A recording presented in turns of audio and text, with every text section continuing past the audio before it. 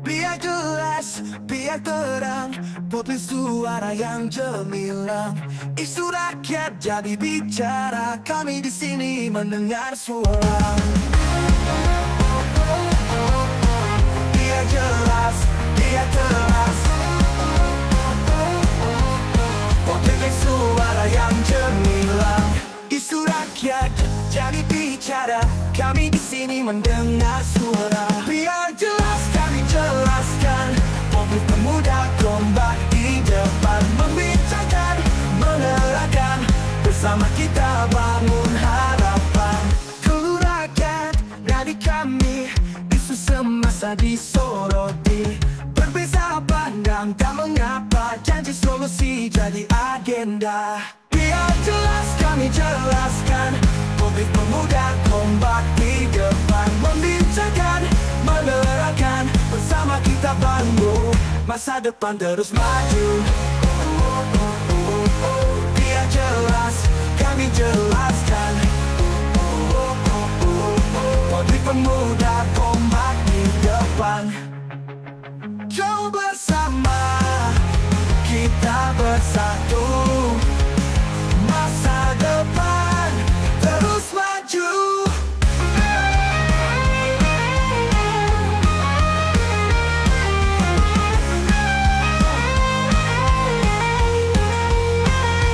Biar jelas kami jelaskan, publik pemuda kompak di depan, membincangkan, menerangkan, bersama kita bangun harapan. Keluh rakyat nadi kami, isu semasa disoroti. Berbeza pandang tak mengapa, janji solusi jadi agenda.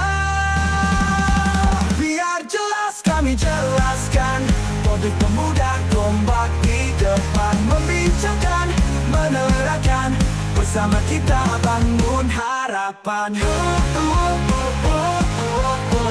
Biar jelas kami jelaskan, publik pemuda kompak di depan.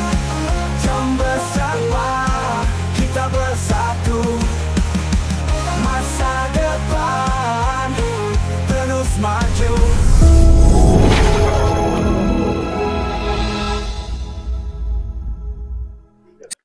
Baik, Assalamualaikum warahmatullahi wabarakatuh. Selamat sejahtera, sahabat-sahabat semua. Kita ucapkan terima kasih dukungan dan sokongan para subscriber yang mengikuti live ini ataupun rakaman ini. Tolong subscribe dahulu YouTube DPPG TV. Kita bersama langsung di YouTube DPPG TV. Tekan tombol subscribe guys, kerana subscribe itu gratis guys. Alright, jadi kita cukup bertuah kerana kita sekarang sedang dalam musim-musim pembentangan, membahaskan pembentangan Belanjawan 2026, dan kita terus nak memperkenalkanlah terus kepada tetamu kita yang tidak asing lagi, selalu tengok celoteh beliau hampir setiap hari berkomentar secara mengoyakkan hati-hati orang yang membaca. Sometimes walaupun pun terasa juga. Bergantung pada konteks Saya memperkenalkan tetamu sebelah saya, tidak asing lagi, IRTS Dr. Nurul Islam, pengarah kajian polisi, penanganan apa khabar doktor? Alhamdulillah. Biasa kita panggil abang, tapi panggil doktor lah, dah official kan. Panggil abang, Dr. Nurul Islam. Sihat. Alhamdulillah. Sufi sihat. Alhamdulillah. Kita nak tanpa nak, sebab terlalu banyak kita, sebab Anwar pun bentang hampir 2 jam tanpa minum air, sekali je minum air. Jadi kita duduk dan bersembang pasti lagi panjang, tapi nak ringkaskan dalam sekurang-kurangnya sejam ni. Dia sebenarnya bila dia bentang tu 2 jam, kita nak syarah dia bentang tu patutnya 4 ke 6 jam. Betul. Kan? Tapi kita ada masa sejam. Tak apalah, kita compact kan. Kita try, Cuma kita nak bagi tahu belanjawan ataupun bajet ni setiap tahun Dr. Nurul Islam. Dan tahun ni semua gah kita baca awal, saya membaca screening media statement dan juga beberapa persepsi rakyat, ialah ini adalah belanjawan terbesar dalam sejarah negara. Dia adalah belanjawan rakyat dapat manfaat. Contohnya mereka bagi tahu sudah tertunai janji pendidikan percuma PTPTN, dan itu pun boleh bahas lagi dah, dan kita bahas. Tapi cuma kita nak bagi angka-angka yang kita disebutlah 470 bilion belanja mengurus belanja pembangunan around 81 billion. Okay, so benda tu banyak. 422 billion tu belanja awam, 50.8 billion adalah daripada angka GLC dan GLIC kan. So daripada 420 billion something around that figure, kita adalah dia pecahkan lagi lah belanja pembangunan DE, apa nama tu, 81 bilion, selebihnya tu ialah belanja mengurus operation OE kan. Okay, itu secara ringkas lah tapi kita bincang lah sebab ini angka-angka yang normal lah bila kita tahu pecah-pecahan, dan ada lagi yang lebih diskret, lebih spesifik lah selepas itu. Contohnya apa nama tu, apa target pertumbuhan KDNK negara lah, dasar apa defisit fiskal, macam kita bincang tadi lah, macam-macam kita nak sebut. Cumanya secara awal dahulu lah, pendapat Dr. Nurul lah tentang belanjawan terbesar Pakatan Harapan ni. Ada yang mengatakan ini adalah belanjawan menuju pilihan raya akan datang yang akan kononnya berlangsung, ataupun dengan pengumuman tak silap saya 6.9 bilion untuk Sabah, yang terbesar lah bagi negeri Sabah kan. Juga belanjawan gula-gula untuk Sabah menghadapi PRM bulan 11 ni. So sebenarnya apa yang kita boleh baca secara yang pro and cons secara keseluruhan tentang belanjawan 2026? Silakan Dr. Nurul. Terima kasih Sufi. Assalamualaikum warahmatullahi wabarakatuh kepada semua pendengar dan juga penonton di saluran podcast Biar Jelas. Yeah. Jadi bila kita bercakap tentang belanjawan 2026 yang dibentangkan oleh Perdana Menteri baru-baru ni, bila orang tanya saya senada dengan apa yang dibentang oleh Ketua Pembangkang. Dia sebut ini adalah bajet silap mata. Okey. Kan? Bajet silap mata. Sebab pada saya PMX ni dia pandai. Bukan orang buat silap mata ni, dia sorok, nampak cantik lah kan. Kita tak nampak trik dia menyorok tu. Kan, yang kita nampak tiba-tiba keluar bunga indah-indah saja.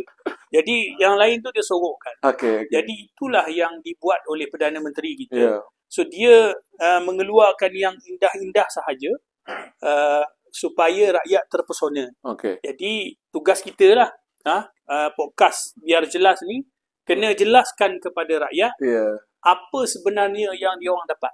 Apa sebenarnya yang PMX beri kepada rakyat menerusi belanjawan 2026 ni. Dan apa yang Sufi sebut tadi, belanjawan pilihan raya, saya rasa saya kurang setuju ni belanjawan pilihan raya. Sebab kalau belanjawan pilihan raya umum, dia akan lagi besar. Super massive punya belanjawan. Dan yang kedua, saya rasa yang Sufi sebut kedua, belanjawan pilihan raya Sabah, itu tepat. Pada saya memang ini adalah belanjawan pilihan raya Sabah lah. Sebab tu Sabah mendapat anjakan peruntukan yang tertinggi di antara negeri-negeri yang ada dalam dalam Malaysia ni. Jadi saya rasa sebagai pendahuluan itu dulu bajet silap mata. Ya betul. Cuma kita nak pergi kepada angka-angka lah. Sebab kita tengok saban tahun Datuk Seri Ibrahim mengulang-ulang bahawa ini adalah satu belanjawan rakyat. Rakyat akan dapat manfaat. Okay, kita faham itulah. Dan cuma kebimbangannya adalah apa dasar pelaksanaan. Itu yang kita nampak. Betul. Yang menyebabkan saban tahun, contohnya kita tengok tentang hutang negara lah. Contohnya tahun ni saja dah hampir mencecah 85 bilion. Dan akan datang, walaupun seringkali sebut hutang makin menurun. Mungkin Dr. Nurul boleh bahas lah bab tu kan. Hutang semakin menurun, ada kaya benar. Di Ketua Pembangkang sebut 1.69 trilion jumlah terkumpul. Dia satu kita rasa kalau zaman Najib tu 686 tak salah saya, bilion dah kecoh dah hampir bankrupt lah negara. Negara dah nak bankrupt. Masa tu baru nak sampai 1 trilion. Ya, betul. Dan hari ni 1.69 tu nothing. Macam orang kata angin lalu saja benda tu. Macam angka tu sekadar tak beri signifikan lah. Mungkin kita boleh, isu ni adalah adakah kita mampu untuk mencapai angka 470 bilion tu, sebab hasil negara tak akan capai. Pertama, hasil negara setahu saya dalam 300 lebih bilion saja. Jadi tak nak wajib dah kena berhutang untuk kalau lah nak dapatkan capai 420 bilion lebih plus 50.8 bilion daripada GLC, GLIC. Itu pun kita nak bincang juga apa pendapat Dr. Nurul tentang menggabung dua entiti ni lah, Perbelanjaan Awam dan juga Perbelanjaan GLC, GLIC dan dikombainkan. Dan kenapa Anwar Datuk Seri Ibrahim melakukan sedemikian dalam perbahasan belanjawan kali ini? Baik, banyak tu. Senang bagi. Saya rasa tu meliputi sejam pembentangan PMX tu. Baik, yang pertama kita cakap pasal hutang. Okey. Kita selalu dengar PMX cakap, dia berjaya menurunkan hutang. Kita, ini yang saya sebut, PMX ni dia pandai menyembunyikan fakta dan dia keluarkan yang indah-indah.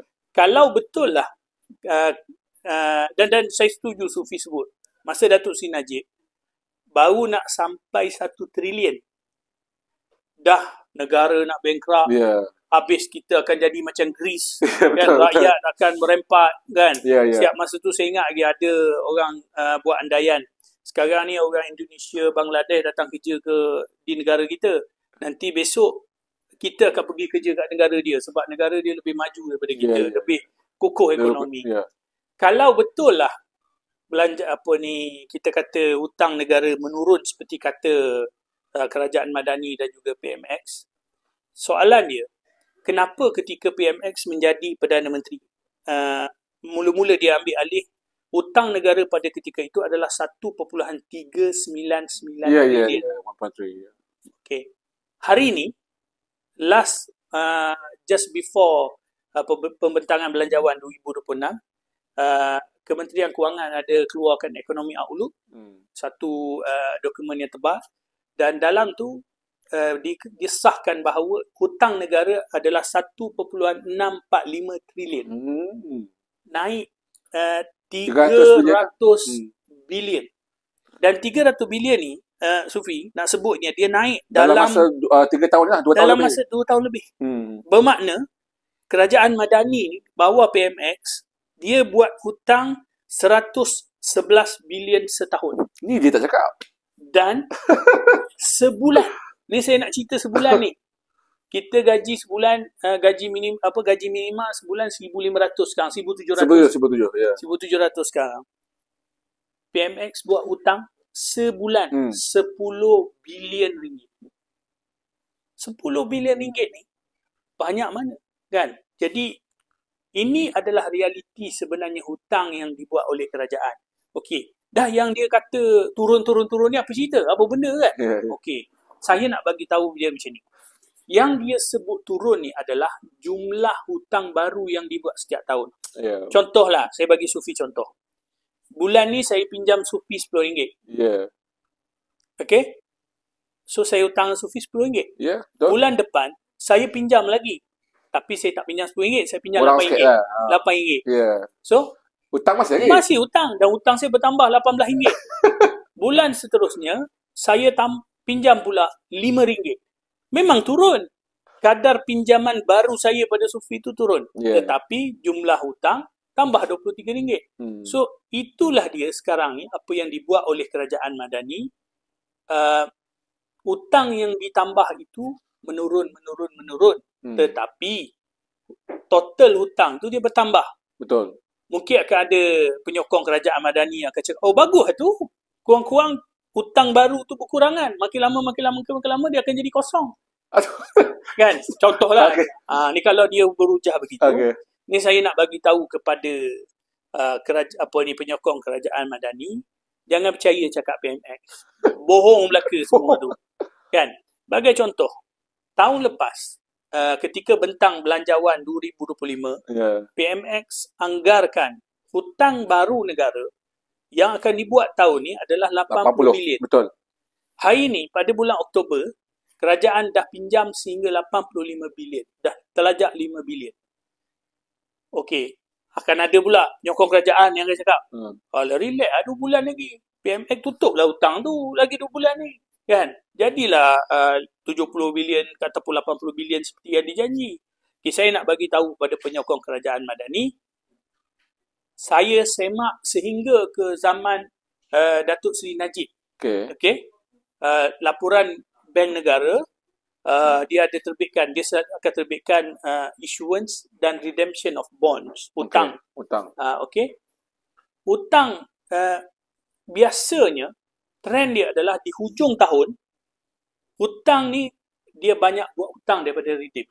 Banyak issue bond daripada redeem. Maknanya banyak buat hutang daripada tutup hutang. Jadi kalau kita nak kata 85 ni, saya boleh bagi tahu the best scenario adalah 85 ni akan kekal 85. Itu the best. Tapi chances dia untuk bertambah tu akan tinggi. Sebab itu kalau Supi perasan, dalam bajet 2026 ni, PMX tak berani nak sebut. Dia tak sebut angka. Tak sebut angka hutang baru. Dia hanya sebut kita akan usahakan untuk kurangkan. Jadi kat situ kita dah nampak je lah bahawa trik PMX ni umum, lepas tu tak capai. Umum sebab bajet 2024, di hujung tahun 2024, tak ada orang ambil tahu pun berapa hutang. 2025. Tak, maksudnya 2024, di hujung 2024 tak ada orang ambil tahu. Betul. Ni 2025 ni nanti bulan 12 tak ada orang akan ambil tahu. Tapi sekarang ni kita dah start korek dan kita dah start tembak kerajaan. Jadi PMX dah tersepit dah. Nak main silap mata macam tu dah tak boleh. Jadi sebab tu dalam belanjawan 2026 dia tak berani bentang. Soalan bodoh lah, bukan soalan bodoh, soalan normal. Kenapa nak kena berhutang? Okay, contoh sebab saya faham zaman PN berentah, kita bertambah hutang 100 bilion sebab nak buat stimulus package, COVID semua kan. Now, tak ada COVID. So, kita semua ekonomi patut berjalan seperti biasa, itu pertama. Soalan dia, bukankah ada banyak pelaburan masuk? Ada kata FDI beratus bilion ke tu? Tidakkah itu boleh membantu untuk tidak berhutang? So, seolah-olah hutang tu dia tak banyak tau guys. Dia kalau dulu 100 bilion zaman PN, zaman COVID, 90 bilion, 85, dia macam lebih kurang zaman COVID. Zaman COVID is okay lah sebab ada semua package, bandar prihatin semua, bakul makanan, cash money dapat semua macam-macam lah. Ada apa tu, moratorium lah semua tu masuk dalam tu lah 100 bilion tu. Tapi kalau yang dah 2 tahun ni, saya rasa bertambah hutang dan saya tak rasa apa-apa ni. Betul-betul. Rasa macam, aku rasa macam especially M40 yang pertengahan ni langsung tak, I got nothing. Dan kita terpaksa absorb benda tu dengan pendapatan kita yang stagnan ataupun mungkin berkurang. Berapa ramai M40 jatuh pada B40? B40 jatuh kepada B60 atau lebih teruk pada tu. Isu dia. Bukankah kita sepatutnya kalau FDI lah, tak salah FDI ke DDI ke apa ke nama, tak penting. Yang penting bertambah lah hasil negara tu boleh. Maksudnya PMX tak boleh berhutang sebanyak itu supaya dia boleh beri lebih banyak kepada rakyat. Jawapan macam mana? Kenapa kerajaan kena berhutang? Okay. Ini realiti. Kita bercakap sebagai rakyat yang faham kerajaan yang mentadbir. Dia akan ada pendapatan. Betul. Dan yang kedua dia akan ada perbelanjaan. Negara kita trend daripada zaman, saya kira zaman Datuk Seri Najib ataupun sebelum tu lagi, kita memang trend defisit dalam perbelanjaan atau perbelanjawan negara. Jadi kenapa negara kita kena buat hutang? Sebab keperluan untuk perbelanjaan mengurus. Betul. Kita rakyat bertambah. Rakyat bertambah, saiz penjawat awam bertambah. Contoh, keperluan hospital bertambah. So semua ni akan ada penambahan. Dan juga dalam masa yang sama perbelanjaan pembangunan, perbelanjaan development expenditure akan bertambah juga. Jadi disebabkan kita punya pendapatan kerajaan tidak bertambah, kita terpaksa defisit, dan bila defisit kita terpaksa meminjam. Bila kita meminjam, adakah salah? Tak salah. Bagi sebuah kerajaan, dia memang akan pinjam, dia akan redeem. Macam sebutlah, pinjam redeem, pinjam tutup. Dan itu adalah cara kerajaan beroperasi. Dan defisit fiskal ni pula, dia adalah defisit nominal per KDNK. So maknanya pendapatan tolak belanja negatif kan. So dia divide by pertumbuhan KDNK tahun tersebut. So, kalau kita perasan, negara kita setakat ni, pertumbuhan KDNK 4 ke atas sampai 5, in good time 5, bad time macam sekarang ni, kan, bawah PMX ni 4.4 saja. Betul. Tapi dia still ada perkembangan juga. Dia bukan negatif. Dia 4, maknanya 4% perkembangan KDNK. Betul. Daripada sebelum ni kepada tahun akan datang, tahun ni, tahun lepas ke tahun ni 4%. Jadi, dia macam ni, dengan hutang kita dengan pertumbuhan ekonomi kita naik. Okay. So, statutory limit tu yang dihadkan oleh perlembagaan tu 65%. Adalah 65% tu adalah hutang per KDNK. Okay. So, bila KDNK dengan hutang sama naik, so dia tidak ada masalah.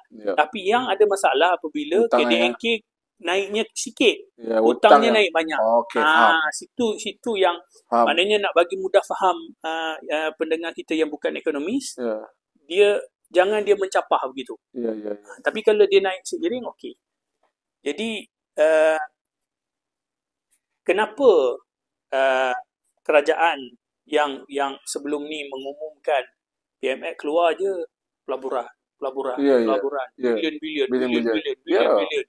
Saya kira macam tak relax PMX ni kan. Asyik bilion-bilion saja. Saya nak cerita sikit, share pada Sufi. Saya pernah berkhidmat di kementerian. Dan saya pernah ikut rombongan Menteri, Timbalan Perdana Menteri untuk pergi ke luar negara, lawatan rasmi. So, apa yang biasanya kementerian akan buat adalah, menteri nak pergi ke negara, contohlah menteri nak pergi ke Afrika Selatan. So, kementerian ni, dia nak bagi lawatan tersebut tidak dilihat sebagai makan angin. So, dia akan usahakan, apa yang boleh industri yang kita dengan sana ada relate. Syarikat kita di sini, syarikat A ni dengan syarikat B dia. So, dia sebelum pergi kementerian dengan kedutaan kat sana, dia dah communicate dah. Boleh tak bincang dengan syarikat tu, kita sit down, kita sign MOU. So, sebab tu kalau tengok, bila menteri, timbalan Perdana Menteri sendiri pergi ke luar negara, dia akan ada proses MOU. So, dibincangkan terlebih dulu oleh kementerian bertanggungjawab dengan kedutaan kat sana untuk cari partner. Bila pergi, bila sign MOU, Memorandum of Understanding, persefahaman. So, dia hanyalah, orang kata, persefahaman saja. Dia tak binding. Dia tak binding. Ya, itu penting tu.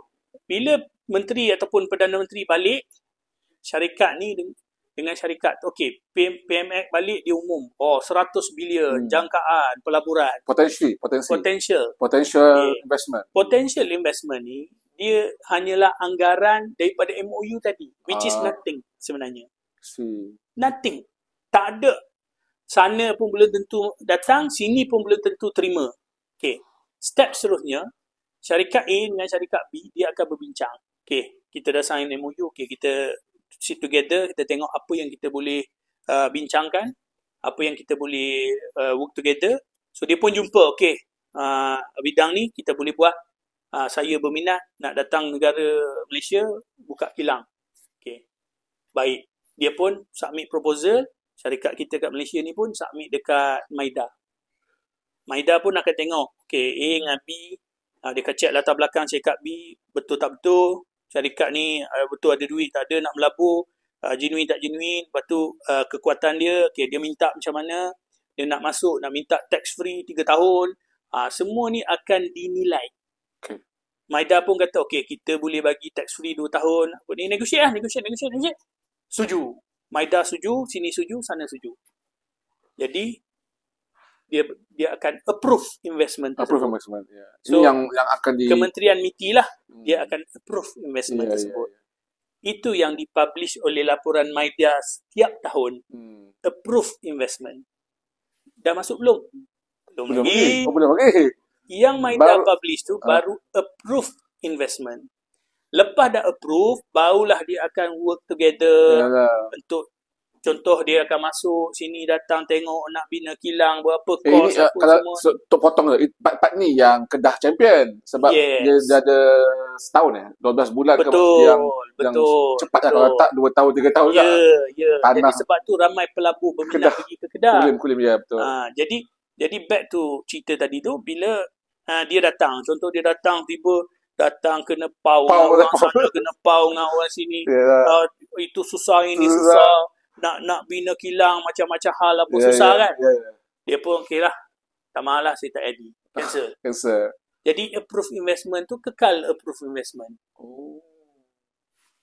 Kecuali dia datang, dia bina kilang apa semua, operation telah berlangsung, orang tempatan masuk kerja, ada peluang pekerjaan diisi dan sebagainya, baru dia akan pergi, dia akan jadi, dia panggil actual investment ataupun realized investment. Actual investment dan realized investment inilah yang sebenar-benarnya akan beri impact pada ekonomi negara. Rakyat kita dapat kerja, boleh gaji, dia orang akan spend kat luar sana, pergi supermarket, beli tu beli ni. Economy circulation of economy akan berlaku. Barulah betul-betul boleh dinilai sebagai impak kepada ekonomi. Kalau yang PMX balik umum kata, kita berjaya bawa balik potential investment, itu karut. Yang Maida bentang, okeylah, yang Maida bentang tu pada saya dia dah halfway lah.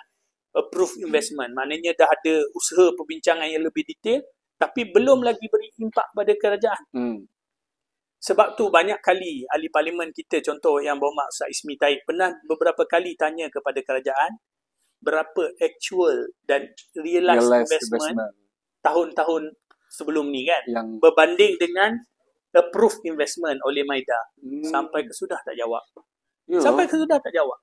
Jadi kat situ kita boleh tengok lah, rakyat kat bawah ni bila dia dengar PMX gebang kan, dah bilion-bilion sana, bilion sini, bilion kan, macam kita ni paling kaya dalam dunia kan, Amerika pun kalah kan. Tapi bila hasilnya rakyat tak rasa, rakyat susah. Betul. Sebab inilah punca dia. Cukai dinaikkan, sesti jangan lupa. And then subsidi tarik balik. Jadi benda-benda tu yang menjadi seolah-olah ekonomi kita di-driven by domestic juga. In the end, rakyat juga yang kena perah lah maksudnya. Setuju tak dengan konteks ni? Tepat sekali. Sebab itu kerajaan kerah GLIC ni untuk buat domestic investment. 50.8 billion tu. Cuba cerita sikit. Kenapa? Apa masalah dia? Isu dia? Apa isu dia? Dia bila pelabur kat luar tak nak masuk. Pelabur kat luar tak interested untuk masuk. Maka kerajaan terpaksa kerah GLIC, terutamanya fund-fund yang pegang fund-fund besar, KWAP, KWSP semua ni, untuk melabur dalam negara. Kan? Satu, macam yang kita tahulah, defisit fiskal. Kerajaan dia nak kurangkan defisit fiskal. Dia nak tunjuk yang kerajaan, zaman Najib, perbelanjaan terbesar, belanjawan terbesar adalah, tak silap saya, 300 bilion. Zaman Najib, 280.3 bilion. Ini bajet perbelanjaan terbesar. Zaman Tan Sri Muhyiddin, ni zaman COVID ni, 322.5 bilion.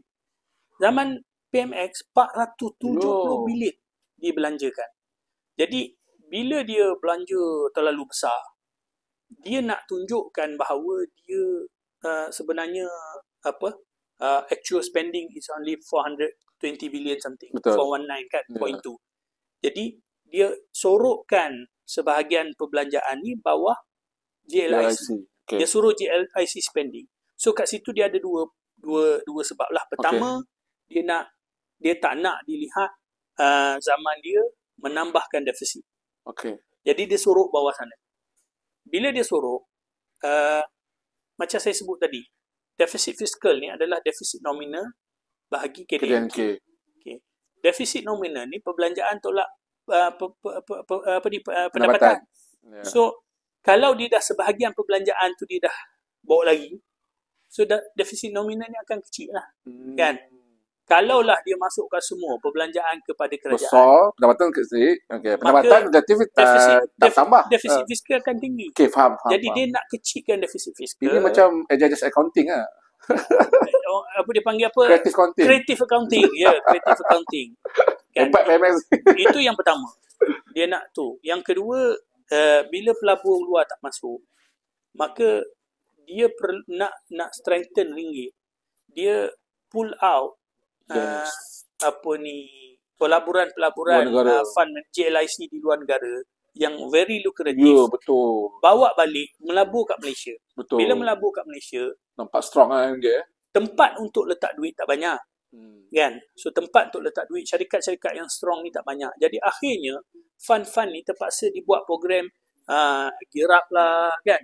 Maknanya melabur kepada syarikat-syarikat yang kita ialah syarikat-syarikat ni KWSP pegang duit duit KWSP lah. KWAP pegang duit persaraan. So ini semua adalah rakyat Marhain punya masa depan. Sepatutnya kerajaan kena pastikan duit-duit ni dilabur di tempat yang boleh bagi the highest profit. Tapi hari ni kerajaan PMX telah mengarahkan duit ni dibawa balik dan dilaburkan dalam negara, dalam syarikat-syarikat yang dari sudut orang kata keberjayaan dia itu belum terjamin. Kan? Jadi pergi letak kedai yang macam tu, syarikat yang macam tu, mungkin untung, mungkin rugi, risiko tu tinggi. So memperjudikan nasib penabung di KWSP dan juga kumpulan-kumpulan pencen rakyat-rakyat yang ada pencen ni yang ada duit dalam KWAP. Jadi itulah risiko yang rakyat terpaksa berhadapi dengan kerajaan yang ada hari ini. Jadi kalau kita boleh katakan dia patut kita bimbang sebenarnya, lebih besar belanja kerajaan yang tak terkawal. Saya rasa tak terkawal lah ni. Betul. Yang kita boleh katakan macam PMX macam seolah-olah yang penting angka cantik. Setuju tak? Dia mesti in the end angka KDNK ke angka apa nama tu defisit fiskal. Betul. Dan belanjawan besar 470 bilion mesti dilihat positif. Tetapi go deep, bila kita go deep, dia akan jadi satu benda yang disaster dan nightmare juga dalam mungkin dalam 2 tahun akan datang, setahun akan datang ni kita akan boleh rasa impact kelembapan ekonomi. Ramai yang kata pertumbuhan tak akan capai, nak susah tak capai even 4%, 4.5%. Ramai yang dah dapat 4% pun dah mujur. Sufi, report rasmi Bank Negara untuk 6 bulan yang pertama tak capai 4.5. That's right. 4.4 sahaja. Okay. Itu dalam keadaan ialah dalam keadaan tenang, tak ada apa-apa kan. Kita tak tahu another second half ni apa yang akan berlaku kan. Jadi pada saya ekonomi dan dengan pelabur sekarang ni kita punya dana asing banyak keluar kan, dilaporkan MIDF laporkan dana asing keluar beramai-ramai. Jadi ini semua adalah satu signal yang kurang baik kepada pentadbiran Datuk Seri Anwar Ibrahim PMX ni. Kan? Kita nak pergi kepada solusi sikit. Solusi dia kata alam. Korang bangkang ni sembang ke kan? Bajet relatif tak bagi ke? So kita tahu yang patut tak patut kerajaan PAU duit GLIC. Ya, betul. Okey, kita sedang maaf. Kita pergi detail lagi. Part yang GLC dan GLIC 50.8 bilion. Dan sejauh mana ia amalan ini sihat, amalan ini amalan sihat lah kepada tata kelola. Adakah ini satu bentuk istilah dia macam kerajaan PAU balik syarikat-syarikat yang hak milik negara ni? Benar, Dr. Nurul. Dia okey. Pertama sekali kita kena faham realiti keadaan pada hari ini. Kerajaan pada hari ini dia macam syarikat agaklah. Kerajaan dengan syarikat sama. Dia ada pendapatan, dia ada perbelanjaan. So kalau syarikat bila dia defisit, apa dia buat? Dia akan cuba tambah pendapatan dia.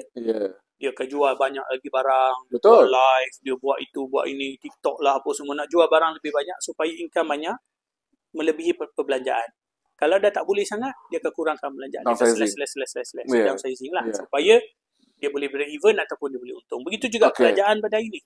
Kerajaan sekarang ni, dia ada perbelanjaan, dia ada pendapatan. So, pendapatan dari sudut minyak tak berubah. Dan dia terlalu bergantung kepada harga minyak dunia. Which is naik turun kan. So, the maximum 30.2 billion for the past 2 years. Ni apa, dividen? Dividen kepada kerajaan. Next year, Petronas awal-awal dah angkat bendera putih, minta maaf, 20 bilion saja aku boleh bagi. So, pendapatan kerajaan makin turun. Selain daripada tu, cukai. Dia ada komponen dia, cukai. Pendapatan bukan cukai, terimaan bukan hasil. Ini 3 adalah pendapatan kerajaan. So, cukai ni takkan nak naikkan harga cukai rakyat naik. Marah, mengamuk orang. Dia boleh naikkan cukai orang kaya, T20. Capital gain tax dan sebagainya, tapi kerajaan tak tahulah, tak buat kan. Dalam sekarang ni dia pergi kepada yang kedua, dia kurangkan perbelanjaan. Itu yang dia potong subsidi. Dia subsidi telur, subsidi ayam, subsidi diesel, subsidi minyak. All together PMX lapor baru ni 15.5 bilion dia jimat kata. Dia jimat 15.5 bilion. Duit tu ke mana? Duit tu ke mana? Kalau saya lah kan, dah tak ada idea sangat. Saya maintain je perbelanjaan yang tahun lepas, which is 23 bilion saja. Kan? Tolaklah 15.5 bilion ni, 400 bilion je. Sepatutnya. Tiba-tiba naik berat sampai 70 bilion ni main mana kan? Betul. Rakyat persoal, datang mana perbelanjaan extravaganza ni? Kemudian, kat situ datangnya, tambah pula 50.8 bilion diswastakan kepada GLIC. Bila kita kata 50.8 ni, saya buat sedikit semakan dan saya tengoklah 50.8 ni pertama ada ke duitnya? Dia program Gear Up. 30 bilion. Banyak tu. Daripada ikhtiar Gear Up dia panggil. GLIC lah akan keluarkan. KWAP sediakan 1.2 bilion dana pemacu dan mid-tier khazanah sediakan 250 juta. Selain tu Kakosa tu dalam tu juga 600 juta. Termasuk dalam 50.8. Gear Up ni pada saya lah. Dia nak labur secara domestik dalam bidang semikonduktor, tenaga hijau, pintar. Tapi dia balik pada soalan kita tadi bagaimana bilion yang PMX bawa balik. Betul. Wayang Melaka akhirnya. Sebab tu dia terpaksa guna domestik punya GLIC untuk labur kat dalam syarikat kita. Kalau pelabur luar tak terliur untuk datang, kenapa paksa GLIC untuk labur dalaman? Sepatutnya kerajaan kena usaha tarik pelabur daripada luar. Kan? Do anything. Tengok Kedah. Sufi sebut tadi. Dia simple step dia. Daripada 3 tahun jadi 12 bulan. Investment lulus. Betul. Daripada mula sampai pecah tanah. 12 bulan. 12 bulan. Cepat, itu sangat yang cepat. Orang datang. Fast track tu. Investor datang. So, benda-benda macam ni kerajaan perlu buat. PMX perlu belajar daripada Kedah. Macam mana Kedah shorten tempoh tu. Jadi 3 dalam bidang manufacturing 2024 Kedah is the highest. Betul. First quarter dan tak silap saya sampai second quarter this year Kedah is the highest.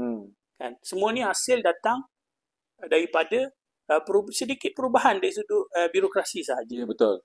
Jadi itulah bila Gear Up ni dibuat tahun lepas 20 bilion, tahun ni 30 bilion. So bermakna kerajaan pump duit GLIC ni ke dalam lebih banyak. Maknanya orang luar, pelabur luar makin lari. Yang sepatutnya GLIC buat adalah cari investment fund kat luar yang lebih betul tak? Sepatutnya yang saya faham lah. Betul. Yang selama ni buat pun. Yang selama ni pun sama Najib dan BN memang tu yang boleh luxurious tu. Dan yang kedua kita tengok dana pemacu KWAP 1.2 bilion. Untuk pengetahuan Sufi lah, dana pemacu ni KWAP dah umum 6 bilion dana pemacu pada bulan Jun tahun ni. Okay. Maknanya program KWAP yang dah berjalan dah pun. Saya biasa buat bajet Terengganu. Bila kita umum bajet 2026, maknanya benda tu dilaksanakan 2026. Benar. Kalau bulan Jun 2025 dah buat, dan apa kerja masuk dalam bajet 2026 kan? So itu persoalan macam kita semula lah pada saya. Dan yang satunya Mitia Khazanah dengan dana 250 juta.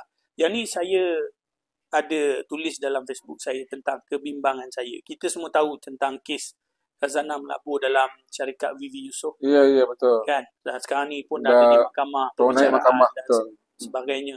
Jadi kalaulah kerajaan nak buat juga this 250 million fund, kerajaan kena ada satu mekanisme pemantauan terhadap fund-fund ni dan audit secara berkala dan dipublish untuk public tengok. Sebab kita tak nak dana-dana ni, sebab kata yang Muhammad Fadli Syari, dia berlegar sekitar komuniti korporat sahaja. Kita nak dia turun dan memberi manfaat kepada rakyat Marhain. Itu yang penting. Dan yang terakhir adalah kerkosan negara lah. Okay. Kerkosan negara ni untuk pengetahuan, tahun bajet 2025, maknanya masa 2024, PM bentang 2025 punya bajet, dia dah umum dah di 600 million. Dan apa dia buat tahun ni? Dan umum lagi, kita semula lah. 600 million untuk kerkosan negara ni adalah kita semula. Dan yang kedua, saya terfikir, Khazanah ni sebuah sovereign fund. Okay? Dia disuruh, diarah melabur dalam kerkosan ni untuk projek renovation dia. Okay. Bila dia arah untuk projek renovation, saya pun baca Khazanah ni, rupanya dia ada tubuhkan satu, dia panggil National Heritage Fund.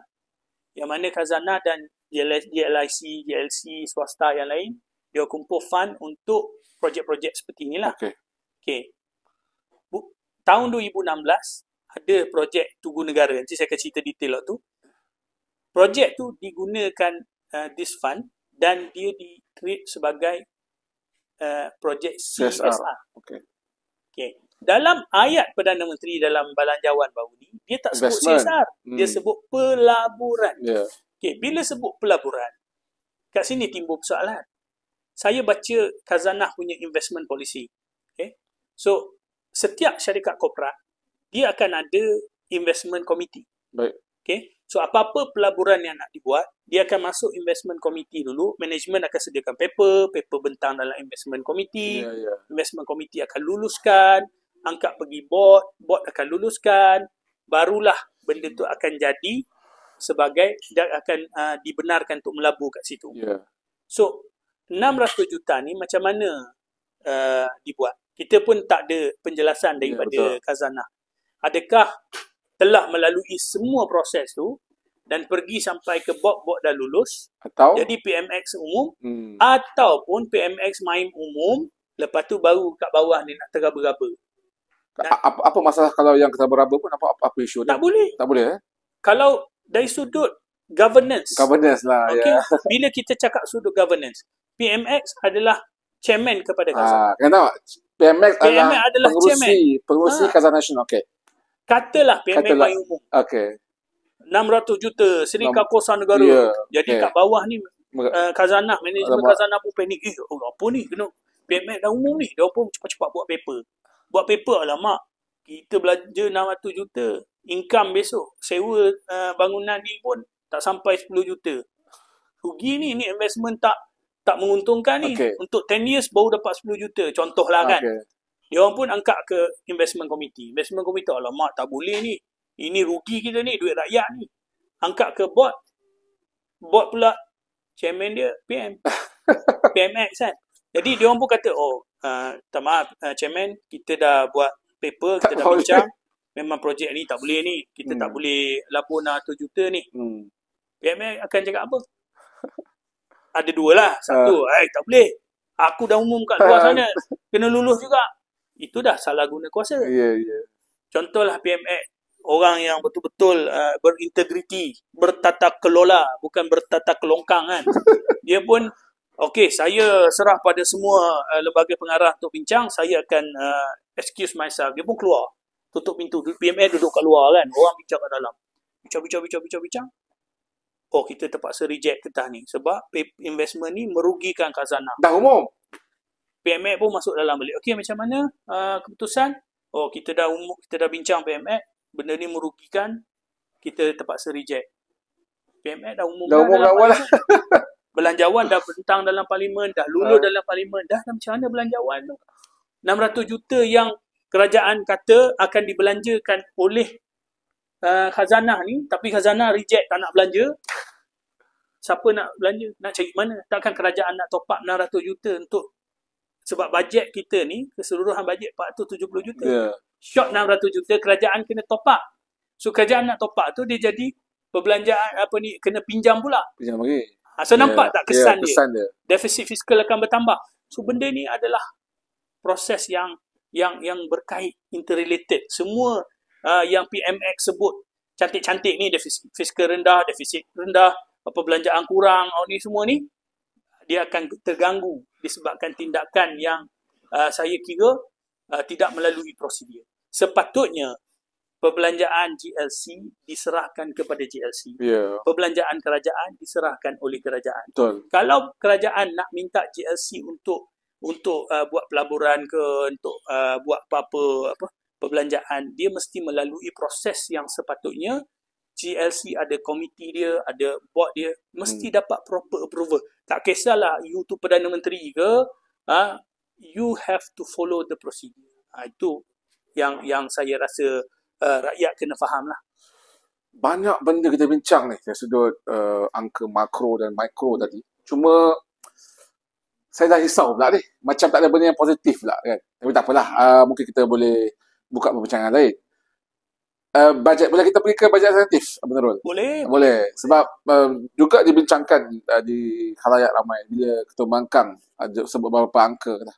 Dalam antara yang saya ingat yang menjadi bualan dia, adakah Ketua Bangkang mahu bersifat, atau PN tu sendiri mahu bersifat populis dengan menawarkan 6,000 setahun, 500 sebulan kepada, saya ada orang kata lepas ni kita bayar kereta pakai duit 500 je lah kan. So maksudnya menindih bahawa takkanlah sebanyak itu boleh sebulan tau untuk rakyat Malaysia. Apa pendapat Abang Nurul dengan langkah bajet alternatif? Dan ada juga yang menyindir bahawa itu bukan bajet alternatif, itu macam sekadar ringkas je, tak tahu pula, nak yang detail pula. So sebenarnya macam mana kita nak menyingkapi tentang konteks belanjawan alternatif dalam situasi ni? Saya, Sufi, banyaklah orang penyokong kerajaan ni, dia masuk dalam Facebook saya. Musim belanjawan ni, bila saya tulis pasal belanjawan, dia akan komen. Soalan dia sama je. Mana belanjawan tadi? Mana belanjawan? Kami dulu dokumen sama tebal dengan kerajaan kan. Dia janji macam-macam lah. Saya sabar kan. Kita kata aku ni malah nak jawab. Hari ni saya dah tulis tadi. Dia kita kena faham macam ni. Okay, belanjawan alternatif ni bagi, sebab saya pernah melalui proses buat belanjawan di peringkat negeri. So saya proses dia sama saja. Jadi di peringkat kerajaan pusat, bagi sesebuah kerajaan, dia ada untuk buat belanjawan, dia yang paling penting adalah data. Betul. Data dari sudut pendapatan, jangkaan pendapatan dan keperluan perbelanjaan. Semua ni memerlukan data daripada semua agensi-agensi dan kementerian-kementerian. Dia compile semua tu, baru dia akan bentuk satu belanjawan. Cumanya kerajaan yang ada pada hari ini, sama ada dia mengutamakan satu, dia kurangkan yang ni, ataupun dia orang kata dia banyak kepincangan yang sedia ada dalam struktur, menyebabkan belanjawan yang ada hari ini tempang. Kan? Jadi kalau penyokong kerajaan kata masa kami dulu di Pembangkang sama tebal dengan kerajaan, sebenarnya apa yang dibuat oleh PH ketika itu adalah belanjawan syok sendiri. Tanpa ada data realiti Kan? Contoh dia kata, kita menang, hari ni menang, besok minyak RM1.50. Kan? Sampai ni dia tak boleh nak buat. Sebab masa tu dia tak tahu, dia tak faham realiti nak turunkan harga minyak sehingga ke RM1.50. Apa kesan dari sudut kewangan? Kan? Jadi dia main sebut saja masa tu. Memang asyok dengar.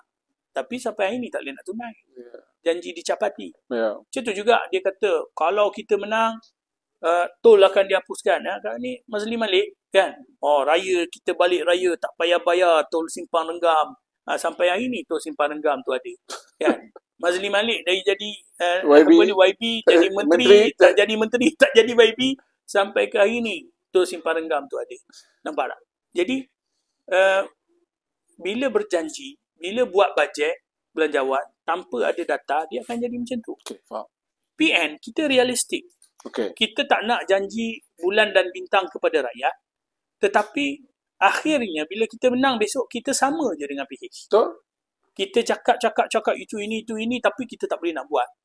Sebab itulah belanjawan yang dibuat oleh Perikatan Nasional Belanjawan Alternatif ini, dia very simple.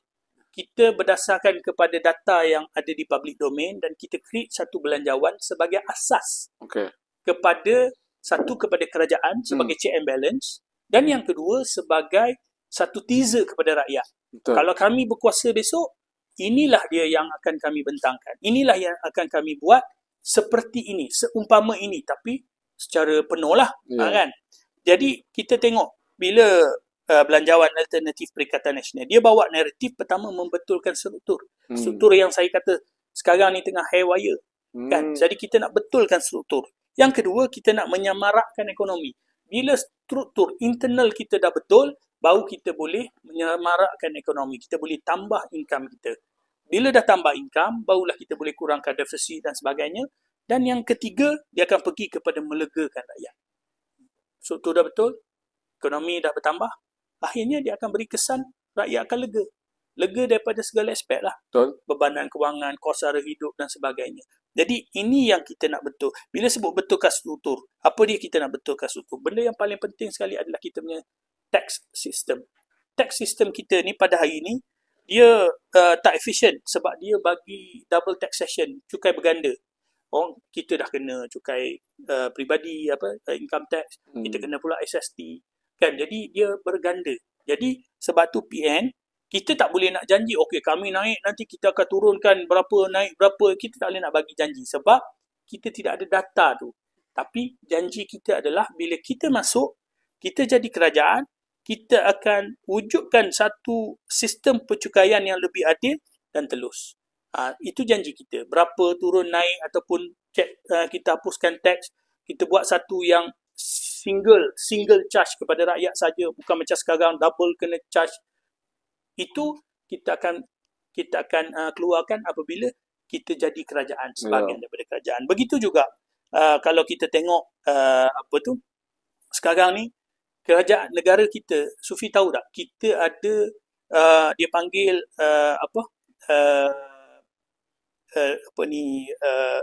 black economy ni. Ekonomi gelap, black economy ni 400 bilion yang tak dapat hasil daripada negara lah. Tak dapat hasil kepada negara. So apa yang kita akan buat adalah kita akan target 400 bilion. Kenapa sekarang ni tak target? Tu kerajaan kena jawab lah. Kerajaan kena jawab lah. Tapi kita apabila kita berkuasa besok, kita akan target this 400 bilion ni. Daripada black, kita akan putihkan dia. Itu janji kita kepada rakyat. Yang seterusnya adalah kebergantungan kepada dividen Petronas. Kerajaan PMX ni daripada sebelum ni 30, saya tak ingat berapa zaman PN, dan zaman PMX 2 tahun lepas 32 bilion. Tahun ni 32 bilion. Kalau ingat lagi ada saya pernah tulis tentang sepatutnya dividen Petronas, sebab tahun pertama 32 bilion tu harga minyak dunia tinggi. So dapat 32 bilion. Tahun kedua harga minyak rendah, sepatutnya tak boleh bagi 32 bilion, tapi kerajaan pau Petronas 32 bilion juga. So Petronas ni ibarat kata Datuk Seri Hamzah Zainuddin Ketua Pembangkang, dia ibarat itik yang bertelur emas. Jangan kita sembelih itik. Betul. Kita ambil telur saja. Telur emas tu saja yang kita ambil. Itik tu kita kena jaga molek-molek. Biar sehat, bagi makan cukup, minum cukup, kan? Dia bagi vitamin dan sebagainya supaya dia keluarkan banyak lagi telur. Bukan kita pergi kerak sembelih lembu itik telur emas tu. Jadi apa yang kerajaan hari ini buat, memanglah tahun 2026 turun ke 20 bilion. Itu bukan pengurangan. Itu sebab Petronas dah tak mampu dah. Petronas tak mampu dah. Dia terpaksa bagi 20 bilion sahaja. Tapi kerajaan Perikatan Nasional, kalau kita berkuasa, kita akan kurangkan kebergantungan kepada Petronas. Itu kita punya janjilah. Dan yang seterusnya adalah kita akan kembalikan GLIC kepada fungsi asal dia sebagai pelaburan. Bukannya nak buat domestik, kerja-kerja domestik ni. Ini patutnya kerja kerajaan. Kita akan kembalikan GLC punya peranan yang sebenar untuk menjana kekayaan jangka panjang kepada negara dan juga rakyat. Itu yang pertama, struktur. Kita betulkan struktur dulu. Lepas tu baru kita kita betulkan semarakkan ekonomi. Yang kita bincang panjang tadi. Development expenditure daripada 90 bilion 2024 turun ke 86 bilion tahun lepas. Tahun depan 81 bilion saja.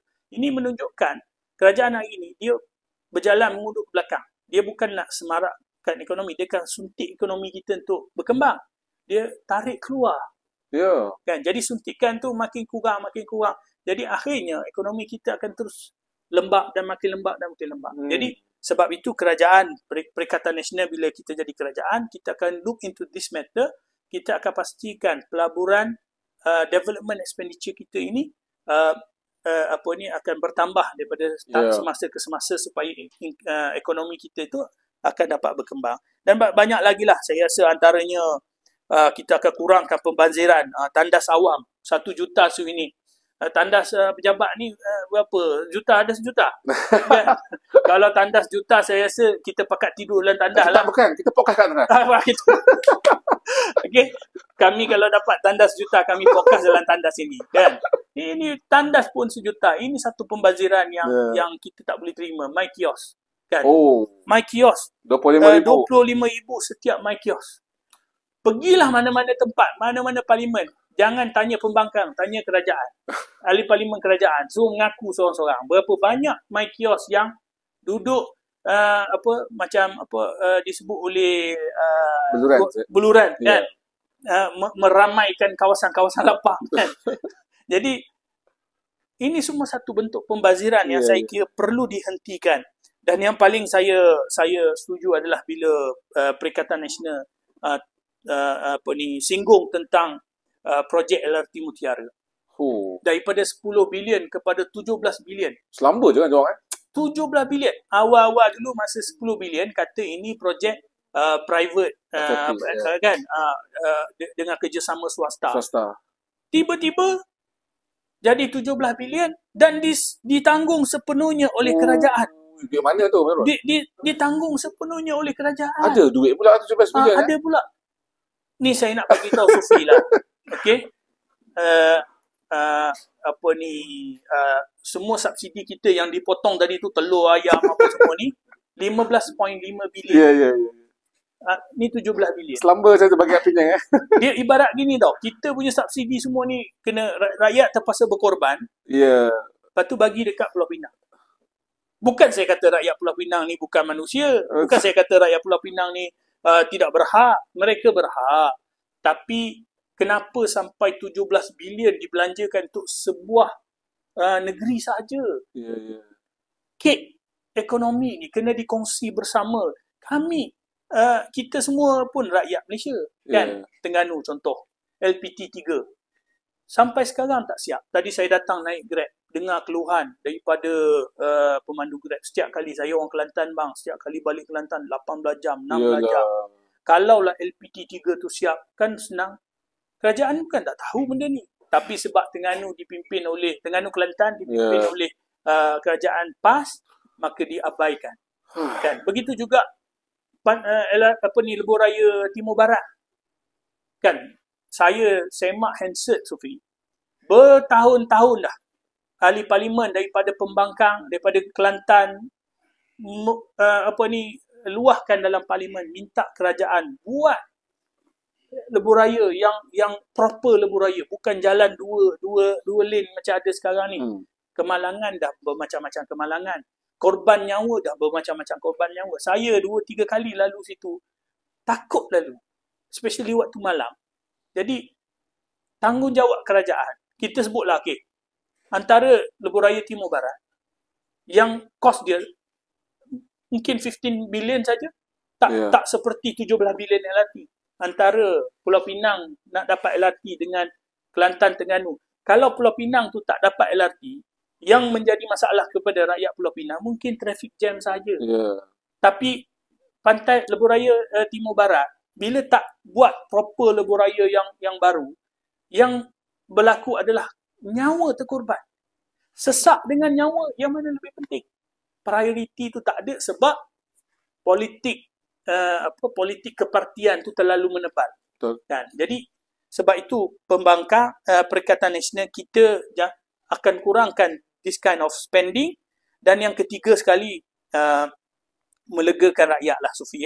So melegakan rakyat itu yang antara yang saya rasa yang di-pick up 6,000 setahun, which is 500 sebulan. Okey lah. Macam saya sebut tadi, benda tu arguable. Okay? Tapi achievable. Okay. Selangor sekarang ni, saya ada baca satu posting by penyokong kerajaan. Dia kata 6,000 apalah sangat. Kami Selangor bagi dekat 7,000 sebulan. 7,000 plus, dekat 8,000. So kalau Selangor boleh buat dekat 8,000, so 6,000 ni apa yang mustahil? So boleh buat. Dan saya rasa apa yang Ketua Pembangkang nak sampaikan melalui belanjawan alternatif ini bukan angka. Sebab angka tu achievable bila kita compare dengan Selangor. Kalau negeri boleh buat, takkan federal tak boleh buat. Okay, yang Ketua Pembangkang nak achieve, nak sampaikan adalah tidak ada limitation untuk spending. Maknanya spending ni boleh buat di mana-mana, bukan kedai terpilih. Ya, betul. Itu yang seperti yang dibuat oleh kerajaan sekarang ni. Betul. Kedai ni boleh, yang lain tak boleh. Kerajaan kita bagi 500 sebulan. You nak spend lah. You spend. Mana-mana. Anywhere you boleh pergi, you boleh spend. Nanti beli rokok. Ni kau, abang saya kan, Pulai. Mungkin berniat baik lah. Dia tanya apa tu, beli rokok kan. Ketua Pembangkang lipat macam tu je. Tapi realiti dia macam ni lah, Abang Suhaizan. Kalau dengar podcast kita ni, kami Pembangkang ni takkanlah kami tak cerdik, tak fikir benda-benda gitu. Of course lah. Kita benda tu kita akan ada lah limitation. Contoh, dia pergi kedai, mana-mana kedai, runcit, Petronas, apa ni, dia pergi, dia nak beli rokok. Dia cocok IC dia, tak boleh beli rokok. Adalah sekatan kat situ, rokok, arak, semua ni akan disekat lah. Kan? Tapi rakyat nak beli keperluan dapur ni tak adalah limited pada kedai tertentu, boleh pergi mana-mana. Dan ekonomi tu, perbelanjaan tu, dia tidaklah pada kedai-kedai speed 999 saja kan. Kedai-kedai runcit orang Melayu Islam di kampung-kampung semua boleh merasa kan rakyat spend duit dekat sana-sana. Kalau tidak, kedai-kedai ni je kan. Kedai-kedai ni kedai-kedai besar, syarikat besar sebenarnya. Dan dia dapat pula concentration of spending daripada rakyat melalui program-program ni. Dr. Nurul, kita dah banyak sembang. Dah nak mungkin 5 minit terakhir ni. Saya rasa ada benda yang terbesar yang kita kena address. Yelah, kita boleh cerita macam-macam tu ini. Tapi satu benda yang PMX tak settle, yang menyebabkan 2 tahun lebih sampai masuk 3 tahun ni, ialah deficit trust. Deficit trust yang semakin lama, yalah, cerita-cerita. Sekarang lagi teruk. Sekarang Menteri Pendidikan rasa tak menang tangan kot. Setiap malam boleh tidur tak tidur kat Fadina ni kan. Cerita dia adalah deficit trust semakin membengkak. Yang menyebabkan bukan domestik saja, Nurul, Dr. Nurul. Luar negara juga. Bila perbelanjaan pembangunan kita semakin menurun, dia bagi signal yang buruk kepada investor luar, kepada macam mana how serious the government nak stimulate ekonomi negara yang boleh berkembang dengan lebih baik. Deficit trust, dan of course lah dengan ketimbangnya yang macam-macam lah yang dah berlaku lagi, dia tak mengurangkan langsung, tak menambah baik. Mungkin sumber Flotilla sikit kot boleh image baik sikit kot, positif kan, tapi datang pula kes-kes which is deficit trust yang jadi problem kerajaan. Saya rasa yang kita kena ending dia itu yang perlu di-address oleh kita semua, supaya sebab defect kita juga ni.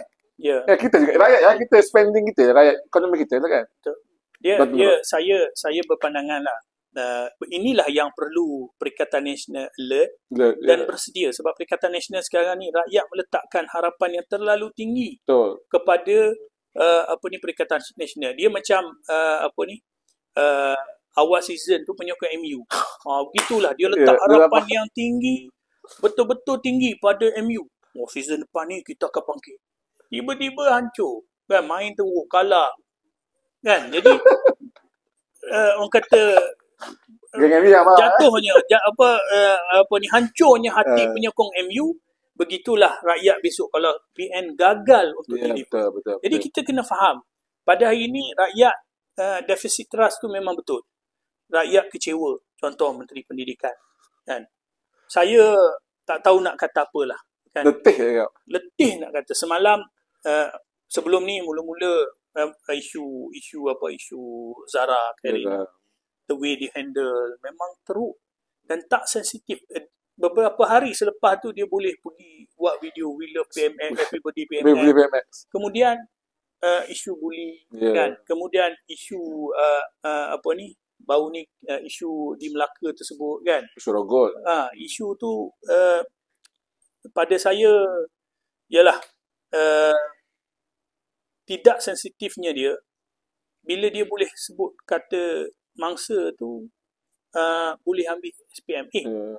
Siapa nak tahu pasal pesalah boleh suspect boleh ambil SPM. Siapa nak tahu pasal suspect? We don't want to know. You don't have to explain to us. Ia tu buat diam-diam lah. Biarlah kementerian urus. Orang sekarang ni seluruh Malaysia duk concern pasal mangsa. Dia datang-datang boleh yelah dia jawab wartawan kan. Penyokong kerajaan akan kata dia jawab wartawan, bukan dia yang bagi tahu benda tu. Of course lah. Come on lah. Kita orang yang biasa baca dengan media, you boleh divert that question. Wartawan tanya macam mana boleh ambil SPM. Minta maaf, urusan ketiga keempat pesalah ni kita tidak akan bincang sekarang. Menteri seolah-olah tak tahu kepentingan priority stakeholder yang sebenar yang kena address. Dia macam ni lah. Saya rasa Menteri failnya crisis management dan crisis communication. Sangat. Ini dia memang fail lah. Bila saya tengok betapa teruknya dia punya crisis communication, crisis management, saya cuba tengok dalam dia punya pegawai. Saya suka godek pegawai menteri ni. Rupanya setiausaha dia kosong. Tak ada orang je setiausaha. Jadi no wonder lah cara dia berdepan dengan wartawan ni, kan.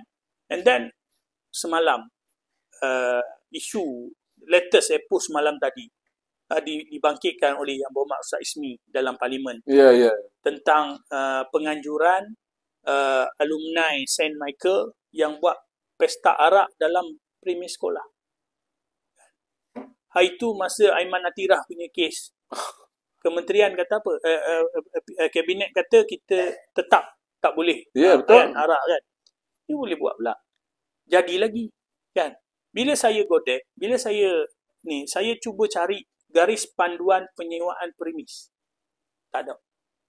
Premis institusi pendidikan tak ada. Bawah kementerian lah. Tak ada. Okay. Maknanya, masa berlaku zaman kes Aiman Atirah itu, sepatutnya ambillah pengajaran. Okey, kita ada isu ni. Okey, so kita buat garis panduan bagi kepada semua sekolah-sekolah. Sekolah, ambil ni garis panduan ni. Orang nak menyewa kena bagi tahu. Ni tak boleh, ni tak boleh. Selesai. Masalah benda tu tak ada. Even kalau benda ni berlaku, so menteri boleh jawab. Kita dah buat sini. So kita boleh dah buat tapi sekolah langgar. So itu salah sekolah lah. Macam mana? Bila garis panduan tu tak ada, ni saya assume tak ada lah. Kalau ada, saya minta maaf. Tapi sebab saya cari, saya godek, tak ada. So, bila tak ada, maka kita tak boleh salahkan sekolah. Yalah. Bila berlaku macam ni, apa yang akan berlaku? Esok PPD akan gantung guru besar, gantung penolong kanan, gantung cikgu yang terlibat. Ya. Salahkan sekolah. Padahal sekolah dia tak ada garis panduan pun. Ya. Kan? Jadi kat sini pada saya yang salah adalah kementerian. Kementerian yang salah, menteri. Dia yang salah. Orang yang patut digantung menteri. PMX sila gantung menteri pendidikan. Kan? Pecat terus lah.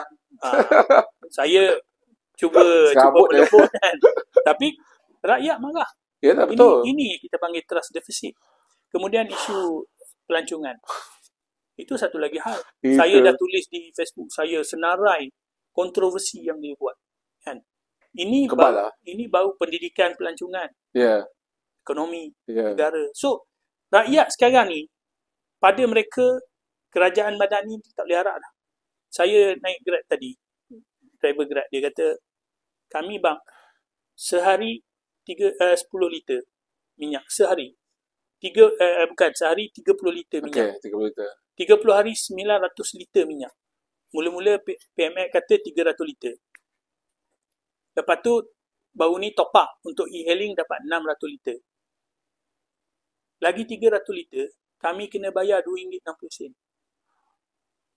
600 liter RM1.99 campur dengan 300 liter RM2.65 RM2.60 tolak dengan yang ni rugi.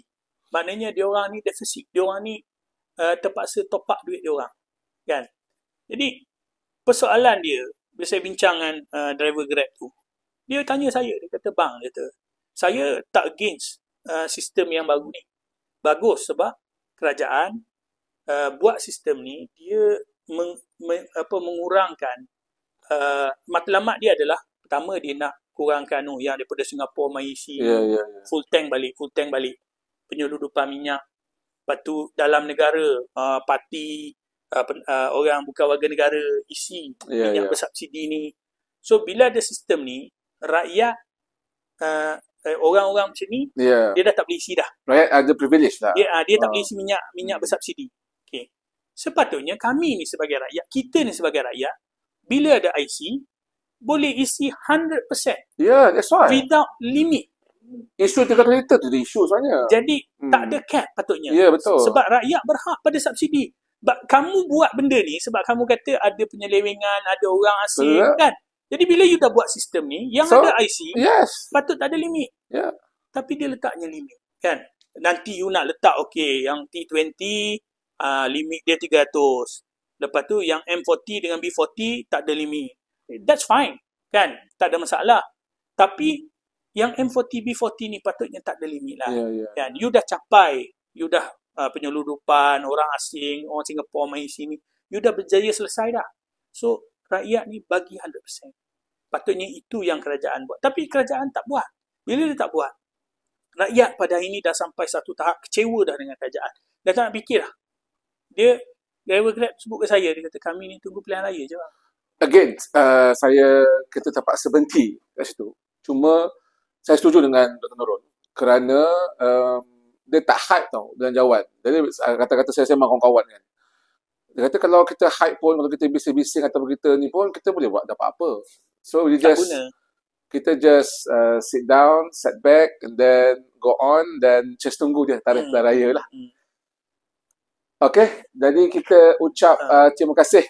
Banyak kita sebab kita bincang pasal yang tadi tu. Sufi, saya nak sebut lah pada para penyokong kerajaan yang selalu kata mana belanjawan bajet tadi. Simple je kan. Betul. Datuk Seri Hamzah mentang simple. Saya nak sebutlah, kalau nak suruh kami bentang bajet setebal kamu punya kerajaan punya bajet, ada dua cara. Pertama, beri arahan PMX, pengarah bajet negara, pengarah belanjawan negara, report duty kepada ketua pembangkang selama 3 bulan, beri semua data, kita akan buat a very comprehensive belanjawan alternatif. Yang pertama. Yang kedua, kalau kamu rasa nak sangat kita bentang belanjawan yang penuh, biar PM ketua pembangkang ganti PMX. Selesai. PMX jadi ketua pembangkang. Kita akan bentang belanjawan penuh yang berkualiti macam saya sebut tadi. Terima kasih banyak Tuan Islam kerana hampir sudah lebih kat kita sembang ni. Cuma yang penting biar jelas kali ini cukup komprehensif. Ketika ini sudah selesai, banyak orang, banyak pihak dah membentangkan belanjawan, perbahasan belanjawan 2026. Dan pagi tadi kalau ketika ini sedang disiarkan, antara yang dah dibentang ialah Tan Sri Tuan Guru Hadiah Belanjawang pukul 11 hari Rabu tadi. Dan 11.30 11 lebih lah. Dan antara intisipati dia adalah tentang isu rasuah. So itu satu benda yang walaupun PMX anti rasuah, berjuang rasuah, kita pun faham lah itu memang azimat berharga PMX bila mana-mana sebut tu rasuah-rasuah. Tata kelola lah benda semua. Tetapi in the end rasuah tetap membengkak menjadi barah yang tak selesai sehingga hari ini. Dan ini yang menjadi keutamaan sebenarnya kepada pihak nasional untuk memastikan yang betul-betul. Dia bermula dengan kepimpinan yang dipilih, disebut tadi macam mana contohnya PAS memilih pemimpin, very strict prosedur dan macam-macam lah yang perlu di-declare dan sebagainya. Dan itu yang kita nak bangkitkan rakyat supaya akhirnya kita nak bawa kebaikan kepada negara. Dan belanjawan 2026 telah dibahas dan juga dan sepanjang ini feedback akan diberikanlah daripada perbankan kerajaan dan paling penting sekali kita nak rakyat buka mata dan teruskan perbincangan yang sihat ini insya-Allah. Biar jelas episod kali ini. Terima kasih banyak Dr. Nurul. Terima kasih. Harap kawan-kawan semua boleh teruskan menyebarkan kebaikan. Boleh potong-potong live kami ini, boleh sebarkan di sosial media anda. Itu saja daripada kami. Assalamualaikum. Assalamualaikum.